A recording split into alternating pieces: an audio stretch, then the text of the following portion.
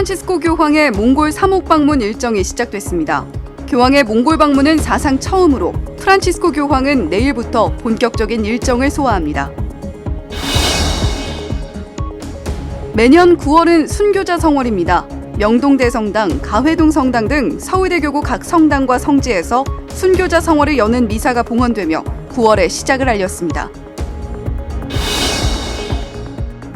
성 요한 23세 교황의 회칙, 지상의 평화가 반포 60주년을 맞이했습니다. 당시엔 미국과 소련의 냉전 구도가 절정이었는데 러시아, 우크라이나 전쟁 등으로 고통받는 현재의 우리에겐 어떤 메시지를 전하고 있는지 알아봤습니다.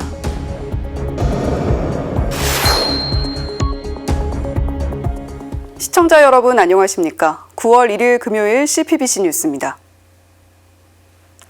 프란치스코 교황이 오늘 몽골 울란바토르에 도착했습니다. 몽골은 가톨릭 신자가 1,500여 명에 불과할 정도로 작은 교회인데요. 교황이 방문한 건 사상 처음입니다. 장시간 비행을 마친 교황은 내일부터 본격적인 일정에 돌입합니다. 몽골 울란바토르에서 맹현균 기자입니다. 프란치스코 교황이 휠체어에 탄 채로 등장합니다. 몽골 전통 복장을 한 여성이 교황에게 아루울이라고 불리는 전통 음식을 건넵니다. 소와 낙타, 야크 등의 저주로 만든 치즈인데 교황은 밝은 표정으로 맛을 봅니다. 몽골 정부 대표단과 울란바토르 지목구장 조르조 마렌고 추기경은 반가운 미소로 교황을 맞이했습니다. 9시간 장시간 비행을 마친 교황은 휴식을 취한 뒤 본격적인 일정에 돌입합니다. 교황은 몽골로 향하는 중에 기내에서 기자들과 만나 몽골 방문의 의미를 설명했습니다. 교황은 광활한 땅에 있는 소수의 사람들을 만나러 가는 것이라며 그들의 수는 적지만 훌륭한 문화를 가진 사람들이라고 말했습니다. 그러면서 몽골은 감각으로 이해돼야 한다고 강조했습니다. 몽골은 전체 인구가 330만 명 정도로 작은 나라입니다. 게다가 가톨릭 신자는 인구의 1%에 불과해 바티칸에서 느끼는 몽골의 목소리는 더욱 작을 수밖에 없습니다. 하지만 교황은 그 작은 목소리의 의미를 직접 느끼기 위해 몽골을 방문한 것입니다. 몽골 가톨릭 교회는 신자 수는 적지만 자선 활동에 있어 활발한 활동을 펼치고 있다는 평가가 나옵니다. 일부에서는 몽골은 중국과 밀접한 관계를 유지하고 있고 국경을 맞대고 있기 때문에 교황청과 중국과의 관계 개선에 도움이 될 것이란 관측도 제기됩니다. 관리상 교황은 특정 국가의 영공을 지날 때 해당 국가를 위해 기도한다는 메시지를 전합니다. 한편 한국 주교단이 교황의 몽골 방문에 대거 동행하는 것도 눈길을 끕니다. 주교회의 의장 이용훈 주교를 비롯해 전 서울대교구장 염수정 추기경, 서울대교구장 정순택 대주교 등 7명의 한국 주교단이 공식 일정에 참여합니다. 교황이 몽골을 방문한 건 이번이 처음입니다. 불과 1,500명에 불과한 작은 공동체는 평화의 사도 교황 방문에 대한 기대감을 감추지 못하고 있습니다. 울란바토르에서 CPBC 맹현균입니다. 순교자 성월이 본격적으로 시작됐습니다. 한국교회는 해마다 9월을 순교자 성월로 지내고 있는데요.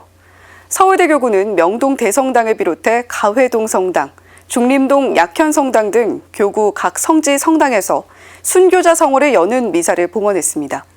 이힘 기자가 미사와 함께 서울대교구 순교자 성월 희망의 여정을 보도합니다. 웅장한 파이프 오르간의 연주가 울려 퍼지는 가운데 십자가와 함께 제2대 조선대목구장 성앵베르 주교의 유해가 명동대성당에 입장합니다.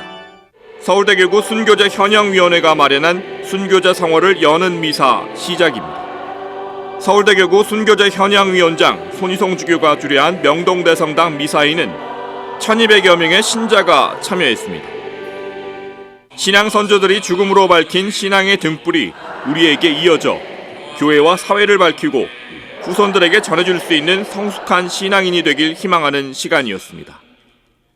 손주교는 신앙 선조들이 지식으로 천주교를 받아들이고 공부함으로써 신앙을 성숙시켜 순교했다는 사실을 상기시켰습니다.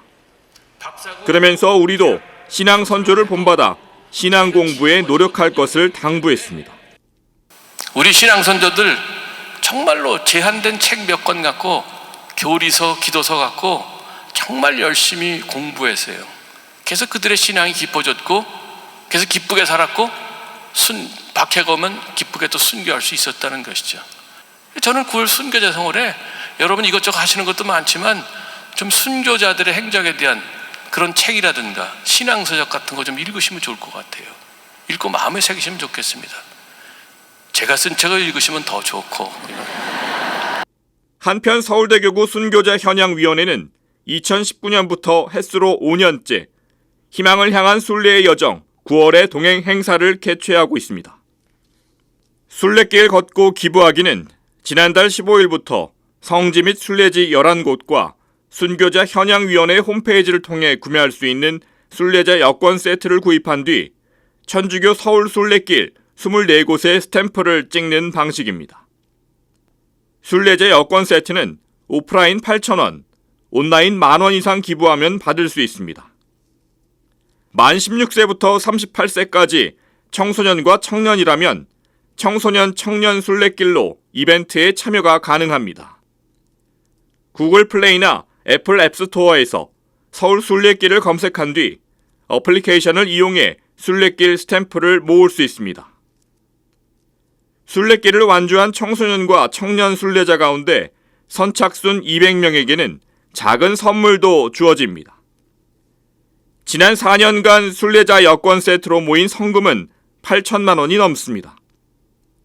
올해 성금은 바티칸 소장고에 있는 한국교회 유물 보존 자금으로 사용될 예정입니다. 9월 순교자 성월을 맞아 신앙 선조의 삶과 죽음을 본받아 기쁘게 살아감으로써 하느님 보시기에 좋은 세상을 만들어가기 위해 노력하는 것은 어떨까요? CPBC 이힘입니다. 올해는 성 요한 23세 교황이 회칙 지상의 평화를 반포한 지 60년이 되는 해입니다. 회칙의 내용과 의미, 그리고 오늘날 우리에게 시사하는 바는 무엇인지 살폈습니다. 윤재선 기자입니다. 성요한 23세 교황이 회칙 지상의 평화를 반포한 건 1963년 4월입니다. 당시는 미국과 소련 사이에 핵전쟁의 기운이 고조되는 등 냉전 구도가 절정에 이르렀을 때였습니다. 성요한 23세 교황은 비밀 중재안을 통해 핵전쟁을 막아내는 데 일조합니다. 이 사건은 교황이 평화를 숙고하는 계기가 되었고 마침내 1963년 회칙 지상의 평화를 반포하게 됩니다. 프란체스코 교황은 이를 먹구름 속에서 한 줄기 빛을 볼 수 있는 진정한 축복이라고 표현했습니다.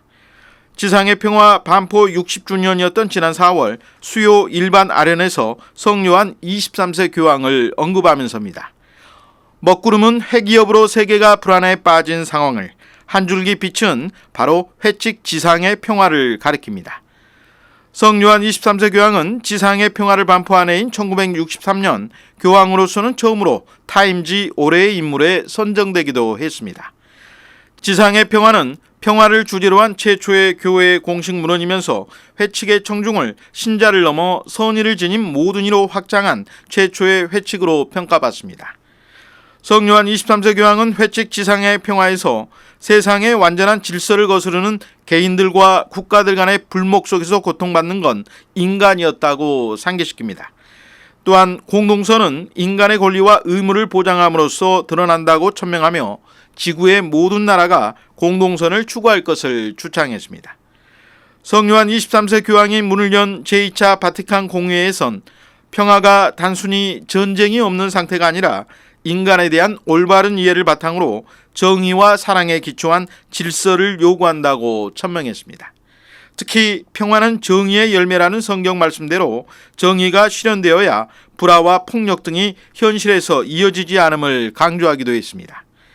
많은 전문가들은 현대 교회에서 평화교리가 맨 처음 정립된 시기를 이때로 봅니다.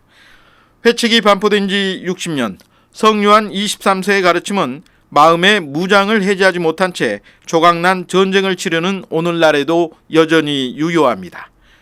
프란체스코 교황은 국가 간의 관계는 개인 간 관계와 마찬가지로 무력이 아니라 올바른 이성, 곧 진실과 정의, 적극적이고 성실한 협력의 원칙에 따라 통제돼야 한다고 강조했습니다. 그러면서 선의의 모든 이와 신자들에게 회칙 지상의 평화를 다시 읽어볼 것을 권고했습니다. 아울러 전쟁 중으로 고통받는 이들을 위해 기도할 것도 당부했습니다. 60년이 지난 오늘 회칙 지상의 평화는 그리스도인들이 기도와 행동으로 증거하는 삶을 살아갈 때 비로소 정의의 열매이자 사랑의 열매인 평화를 얻을 수 있음을 다시금 일깨우고 있습니다. CPBC 윤재선입니다. 세계적인 낙태 반대 운동, 생명을 위한 40일 기도가 9월 27일부터 열립니다. 생명을 위한 40일 기도는 전 세계 65개국 이상에서 낙태 종식을 위해 금식, 위기임신 지원센터 봉사 등과 함께 침묵 가운데 기도를 바치는 국제 캠페인입니다. 오는 11월 5일까지 이어지는 기도는 서울대교구 주교좌 명동대성당 들머리에서 진행됩니다.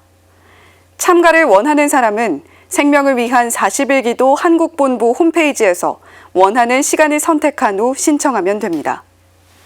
2004년 미국에서 시작된 생명을 위한 40일 기도는 2만여 개의 교회에서 봉사자 10만 명이 참여한 국제적 생명운동으로 발전했습니다. 우리나라에서는 2021년 서울 연남동에서 천주교와 개신교 생명운동가들이 주축이 돼 처음 개최됐습니다. 한국본부 공동대표 서울대교구 생명위원회 사무국장 박정호 신부는 신자들의 적극적인 참여를 독려하기 위해 교구 모든 본당에 총대리 손희송 주교 명의의 공문을 전달했다고 밝혔습니다. 매주 금요일마다 전해드리는 간추린 가톨릭 소식 시간입니다. 9월의 첫날을 맞이함과 함께 순교자 성월이 시작됐습니다. 순교자 성월, 성인들의 자세를 본받아 보다 적극적으로 신앙생활을 이어나갈 수 있는 여러 가지 소식들 준비했습니다. 간추린 가톨릭 소식 전해드리면서 오늘 뉴스를 마칩니다. 완연한 가을 날씨 만끽하는 주말 보내시길 바랍니다. 시청해주신 여러분 고맙습니다. 로마 교황청 산하 국제 가톨릭 학생회에 가입된 가톨릭 학생회가 회원을 모집합니다. 14세에서 18세 사이 가톨릭 신자인 청소년이 대상으로 정기 모임과 활동은 서울 해화동 가톨릭 청소년회관에서 진행됩니다.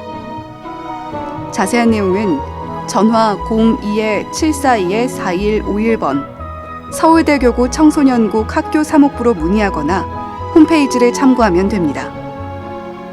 서울대교구 마니피캇 어린이 합창단이 신입단원을 모집합니다. 대상은 9세에서 13세 사이 어린이 신자로 예비 신자도 지원이 가능합니다. 홈페이지를 통해 접수가 가능하며 오디션은 오는 주일 오후 3시 30분 홍대 입구역 부근 청년문화공간 JU 동교동에서 진행됩니다. 수원교구가 생명학교 독서회 회원을 모집합니다. 생명의 복음을 읽고 실천하고자 하는 신자라면 누구나 참여할 수 있고 상시 신청이 가능합니다. 독서회는 매주 월요일 오후 8시, 화요일 오후 4시, 수요일 오후 8시, 금요일은 오후 9시 10분에 진행되며 자세한 사항은 031-268-8523번 사회복음화국 전화로 문의할 수 있습니다.